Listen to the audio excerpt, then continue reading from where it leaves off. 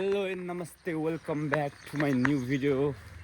फेरि पनि तपाईँहरूलाई स्वागत छ हाम्रो नयाँ च्यानलमा। अनि हेलो भन्नु पर्यो तपाईँले। फेरि ऊ आइसकेको छ। आज ट्याक्कसँगले यहाँको बिहानको मौसम चाहिँ यस्तो देखिरहेको छ साथीहरू।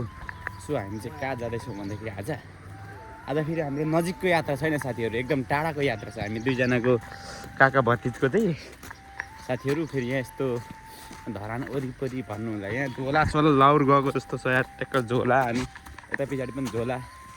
आज चाहिँ हामी ट्याक्कसँगले साथीहरू पहाड जाँदैछौँ। पहाड ऊ पनि जाँदैछ आज मसँग पहिलोपटक पहाड। पहिलोपटक ऊ जान त गइसकेको छ, तर मसँग चाहिँ पहिलोपटकको साथीहरू ट्याक्कै। अनि अहिले चाहिँ एक्लै पनि गएको छ। अनि ट्याक्कसँगले आज चाहिँ हामीलाई चाहिँ आज जाँदैछौँ भन्ने हाम्रो आमालाई थाहा छैन क्या। अनि हाम्रो आमा बुवालाई थाहा छैन। अनि ट्याक्कसँगले कस्तो अब हुन त म कुनै त्यस्तो ऊ त होइन, गएर पुरा सरप्राइज हुने होइन, म पुरा अब यहीँ धरा नभएको गइराख्ने मान्छे जानु त होइन। तर पनि थाहा नदिई ट्याक्कसँगले जाँदा चाहिँ कस्तो हुँदो रहेछ रियाक्सन भन्ने एउटा। तर खासै केही गर्नुहुन्न हाम्रो आमा, त्यस्तो ओ भन्ने खालको हुनुहुन्न क्या, नर्मल रियाक्सन गरिदिनुहुन्छ। सो अनि किन जाँदै गरेको भन्दाखेरि मकैसकै छर्नु पनि छ नि, हाम्रो आमाले सन्चो हुनुहुन्न। अनि एक्जाम त मेरो आइसक्यो, बोर्ड एक्जाम 12 को।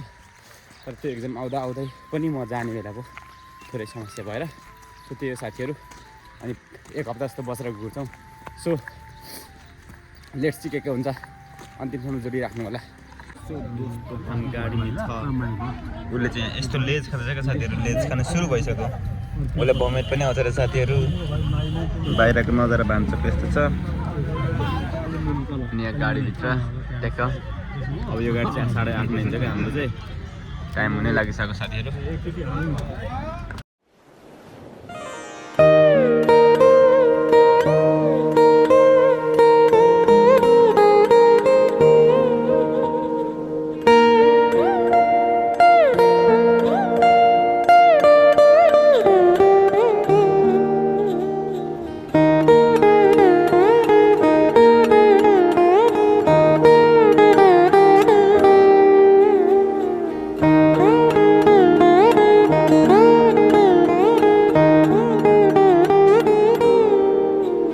सो साथीहरू, हामी चाहिँ अझै पनि अब पुग्न भन्दा नि अझै पनि लाग्छ आधी घन्टा जस्तो।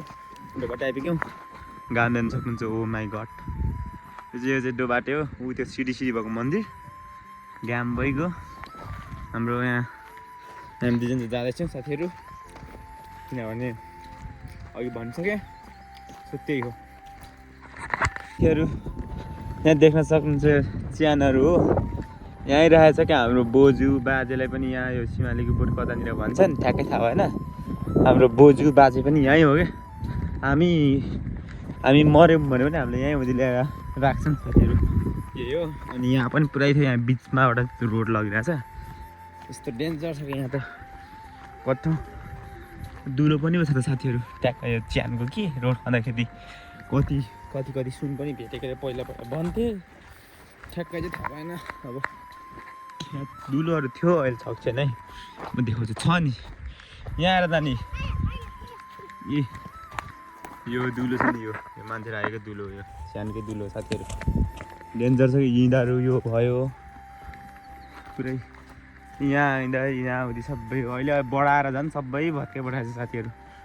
यहाँ त झन् स्पष्ट देखिन्छ। यो चाहिँ झन् यहाँ हेर्नुहोस्, यसरी मिलाएर क्या बक्स सिस्टमले बनाएर राख्छ। यस्तो डेन्जर चाहिँ माथिबाट ठ्याक्क छोपेर मान्छेले चाहिँ एरिया यसरी गरेर राख्छ क्या साथीहरू। यस्तो डेन्जर ठाउँ छ यहाँ चाहिँ। सो यही हो, यहाँ पुरै थियो क्या साथीहरू। त अझै पुरा रोड खाँदाखेरि भत्काएर कति सुन पनि भेटेको अरे क्या साथीहरू। पुरै साथीहरूमा हाम्रो गाउँको थोरै नजारा देखाउँछ साथीहरू तपाईँहरूले। यहाँ देख्न सक्नुहुन्छ उतल सिङ्जेवा 82 किलो उपर छ। यतै हो हाम्रो घर पनि, रोड यहीँ छ।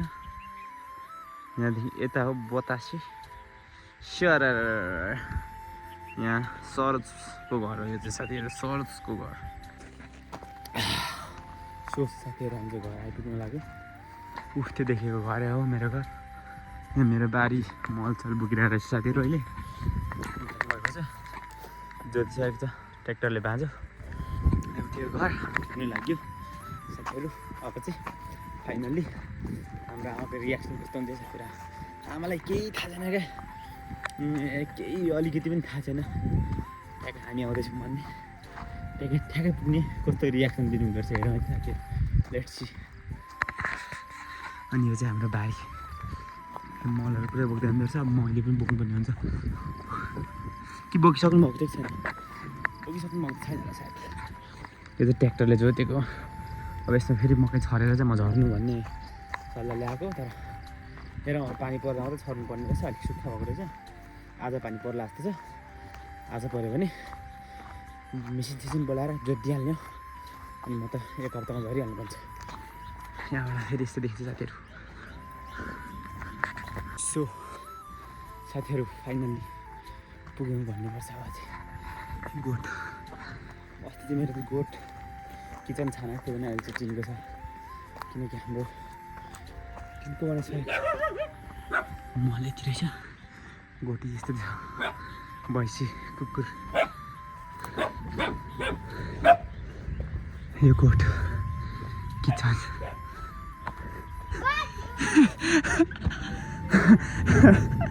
यो गोठ हो साथीहरू यो किचन